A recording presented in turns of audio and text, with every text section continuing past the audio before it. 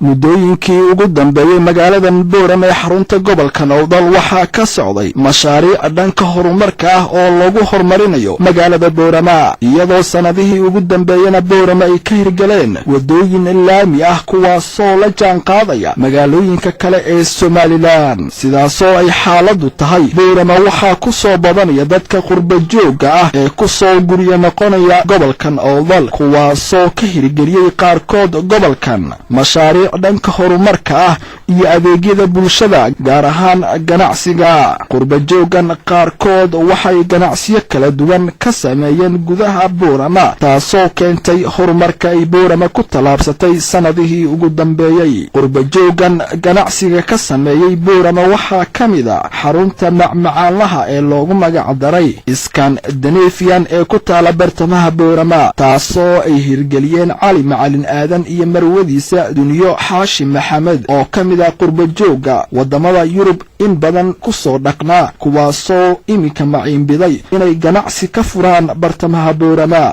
xaruntan waxaa aad u soo buux dhaafiya dhalinyarada qaybahooda kala duwan iyo dadka waayeelka kuwaasoo ka soo raadsada raashinka noocyadiisa kala duwan isla markaana ku qanca adeega halkaasi ka socda qaar kamid ah dadka macmiisha u ah xaruntan Scandinavian ee bartamaha Boorama ku taala ayaa waxay ka warameen dareenkooda ku aadan horumarka Boorama sanadihii ugu dambeeyay ka socda iyo qurba jooga ku soo guriya noqday Boorama iyo talaabooyinka dhanka ganacsiga oo ay Boorama ka hirgeliyeen adeega nasiibadiya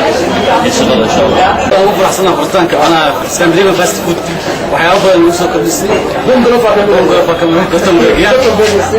marka aad ugu faraxsanahay waa wada qabsanahay waa soo dhaweynaa shadeedka ay jirto tiriya adeegan aad iyo aad u soo kordhiyay online kullu cuntoyin badan oo magaalada laga aqoon waa la keenay kamid yahay soo walaalay sheegay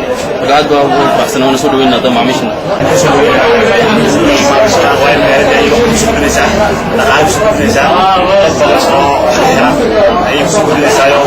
waxay buuxisay kaalin ka maqnayd iyadoo keentay cuntooyin aan hore looga isticmaali jirin beerta Boorama oo runtii aad dadka uga dhaceen عرفنا عرفت وحنا نقول سوري Scandinavian cafeteria وحنا ما عليك الصوص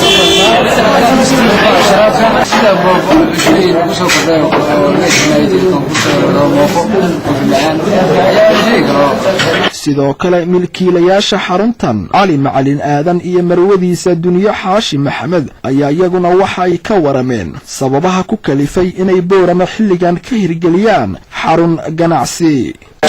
meesha waxa la yiraahdaa Scandinavian fast food waa maqaayad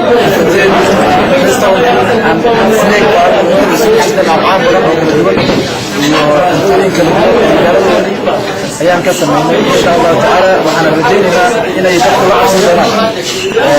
inagu maqaayadda markaan furnay waxaan u furnay qurba joogta ah in wadankii Soomaaliya dib loogu noqdo wadan hoodana laguna noolaa karo inagu muddo ku noolay wadamada reer asalka Scandinavian-ka Sweden ilaa iyo sagaashamaad ku noolay kadibna dib u soo noqday dalkan iyo halkaan inaan waxna ka qabano ilmaha nagana ku qorsano hooyinka waxa kamid ah macmacaanada sida doonal oo kale beegar ku jira chibiska ama pomfritka waxa la dhaho waxaan ku soo dhaweynaa kale hooyinkii reer Muqdisho kamid ah muufada waan Boorama laga aqoonin waxaan kaloo sameynaa pasta lasagna waxaan kaloo sameynaa macaroni cheese oo alforna waxaan sameynaa kalluunka waxyaalo badan oo aan magaalada hore ay ayaan ku soo dhaweynay si kastaba haatee qurba jooga Boorama ku soo guriya noqday waxay muddooyinkii ugu dambeeyay Boorama ka hirgeliyeen ganacsiyo kala duwan kuwaasoo daboolay baahiyo fara badan oo bulshada Boorama ku dhaqan ay u qabeen ganacsigaasi oo ahaa kuwa ka maqan Boorama Cabdi Fataax Axmed magaalada Boorama